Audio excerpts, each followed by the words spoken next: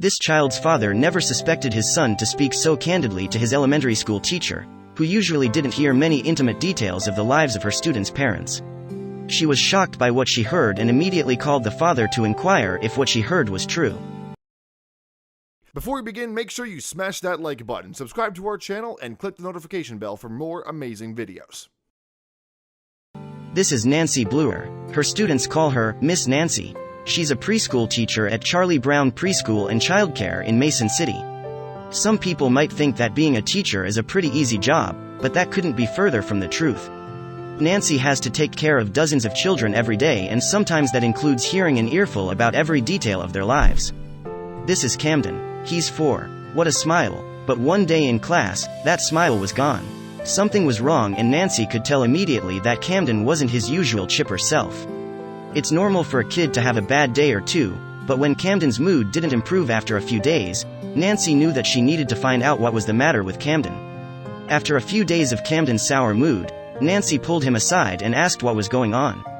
What Camden had to say was shocking. He told Nancy that he used to have a lot of fun outings with his father. The two of them went out to dinner together, visited amusement parks on the weekends, and watched their favorite movies, like Frozen and Moana, after school. But, the young boy noted, all of that would have to come to an end soon. Why did Camden think that was the case? Camden continued to talk about how he would soon have no more time with his dad, and how worried he was about his father's future. What could have been going on at home that would cause Camden's father to leave his family? Nancy could have let it go, but she didn't.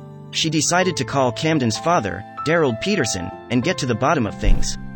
Nancy called Daryl to inquire about his son, but what she would find out from him would cause her to not only finally understand what Camden was trying to tell her, but inspire her to take an extended leave from her job. What Daryl told Nancy was that he was sick, and not just with a flu or the cold. Daryl had been diagnosed with a life-threatening disease called IgA nephropathy. It's also known as Buerger's disease. With IgA, immunoglobulin A builds up in the kidneys. This leads to inflammation that can cause tissue damage, and ultimately lead to death. This upset Nancy so much, that she immediately called her boss. Daryl was diagnosed in 2010. By 2016, things were getting serious. He ended up in the ER, and upon following up with his doctor, he noticed something. Something that would make Nancy request some time off immediately after she found out about it.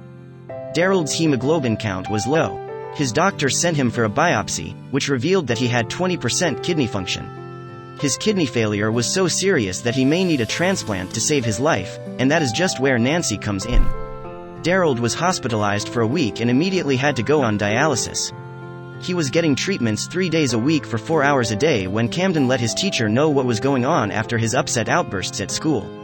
But what could his teacher do about his father's life-threatening condition? Daryl would need a kidney transplant. Friends tried to help, but it didn't work out. I had friends and family come forward who wanted to donate, but these didn't work out, for medical reasons or other reasons, he said. Peterson was placed on a waiting list for a transplant. He was warned it could take months, or even years, to find a donor. When Nancy heard Daryl's story, she simply thought, no wonder little Camden was so worried. But what she did next was truly astounding. Bleuer wanted to donate her kidney to Camden's father and save his life. She immediately called her boss for time off so she could find out if she was a viable match. She was like, I want to donate. What do I have to do? Said Daryl. He was floored. But to Nancy, it made sense. I had a coworker who, years ago, had donated a kidney to someone in her church, she said. It was after that event that Nancy put donating a kidney onto her bucket list. It was an important part of her life's journey, and that was inspirational to me, continued Nancy. When I heard about Daryl and Camden's situation, it just felt like the right thing to do.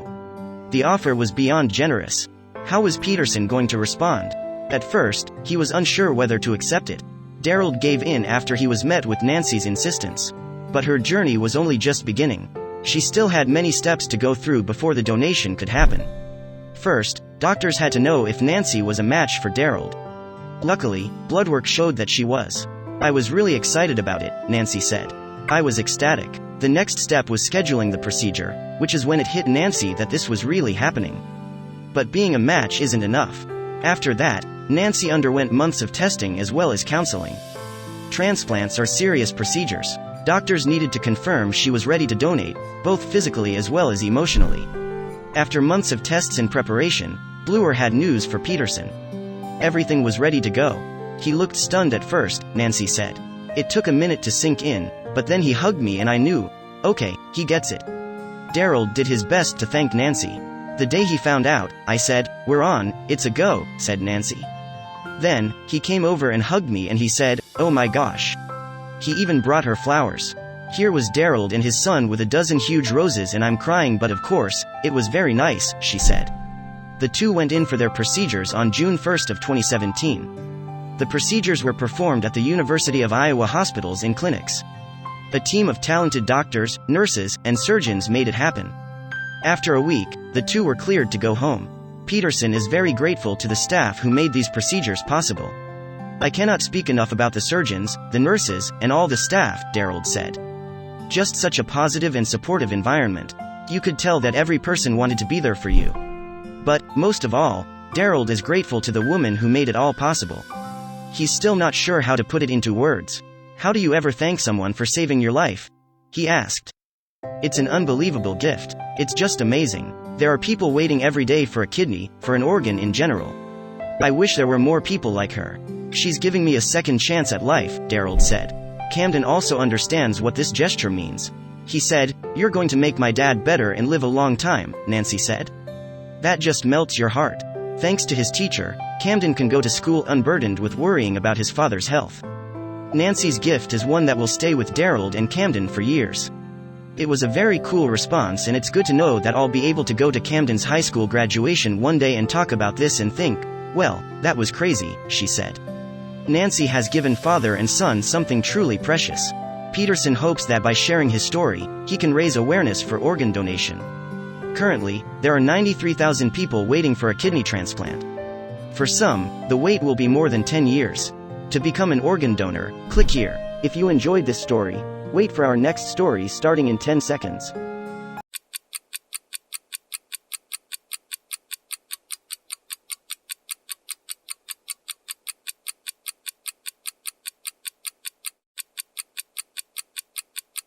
Six-year-old Florence Widdicombe from Tooting, South London, England, thought she was doing a nice thing when she prepared to write Christmas cards for her classmates. But when she opened one of the cards, she read something that shook the foundation of everything she thought was decent. Giving Christmas cards started in 1843 in England. It happened when a man named Sir Henry Cole couldn't find the time to write personal messages for Christmas that year. So, he hired an artist named John Calcott Horsley to design a card that could be sent right away. But that tradition took a dark turn in 2019. Most people tend to stick their loved ones' holiday cards in a drawer, promising themselves they'll read them when they find the time. Then life gets busy and they forget all about them. But if one little girl from Tooting, South London, would have done this, she would have missed a very urgent message written inside one of the cards in a Christmas card box. 6-year-old Florence Widdicombe decided to write Christmas cards to her school friends. She picked the charity cards from a Tesco supermarket, not realizing one card would stand out above all the others. Widdicombe opened the box of kitten-themed cards and prepared to spread some holiday cheer. She was on her 6th or 8th card when she read something that changed her whole perspective on the world.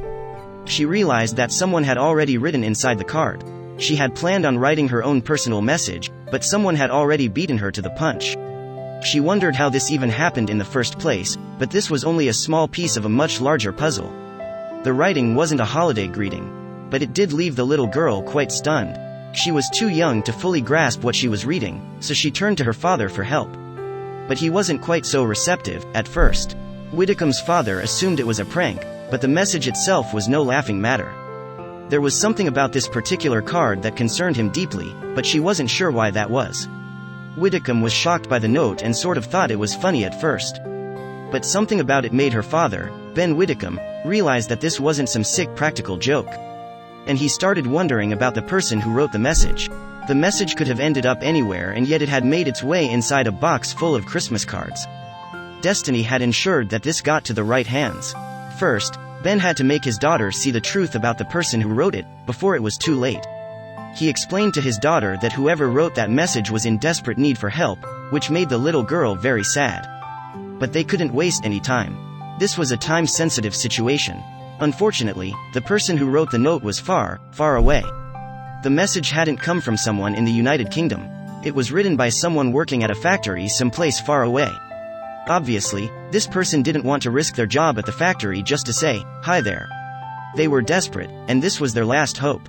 According to BBC, the message written inside read, "We are foreign prisoners in Shanghai Chinchpu Prison, China.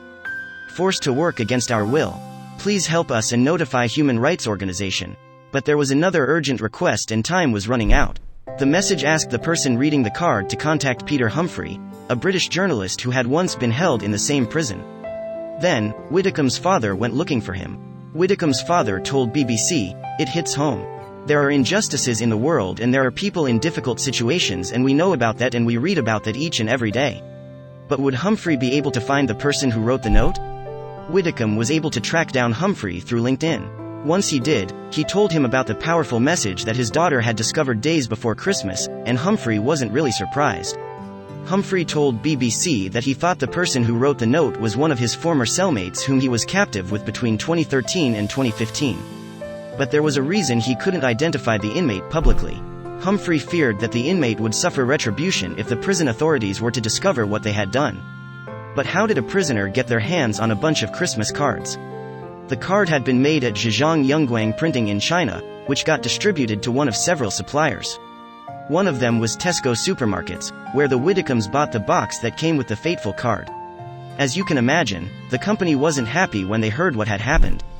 A Tesco spokesperson told BBC, "We were shocked by these allegations and immediately halted production at the factory where these cards are produced and launched an investigation. But they had clearly missed something in their last audit." Tesco claimed their auditing system was quite thorough so that none of their suppliers ever exploit forced labor. In fact, the factory where the cards were sent from had been checked a month before the incident and there was no hint of any wrongdoing. But clearly, something major was going on behind closed doors. Humphrey described what life is like inside those prison cells to the BBC. They sleep in very rusty iron bunk beds with a mattress which is no more than about 1 centimeter thick underneath. He added, "In the winter it's extremely cold, there's no heating in the building, and in the summer it's extremely hot because there is no air conditioning. But not every inmate there is a local." Humphrey told the BBC that it's a very bleak life for the approximately 250 foreign prisoners living inside the cell block. But labor inside the prison wasn't always a requirement. According to Humphrey, manufacturing labor wasn't mandatory when he was held there. Inmates would volunteer in order to earn money for things like toothpaste and soap. Now, forced labor seems to be a requirement for all prisoners. Sadly, the reason behind people's sentencing is debatable.